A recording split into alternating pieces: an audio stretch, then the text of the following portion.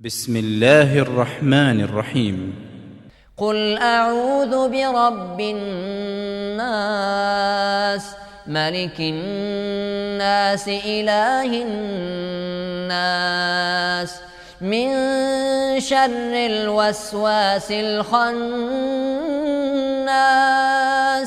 الذي يوسوس في صدور الناس من الجنة والناس. صدق الله العظيم. قال رسول الله صلى الله عليه وسلم: اقرأوا القرآن فإنه يأتي يوم القيامة شفيعا لأصحابه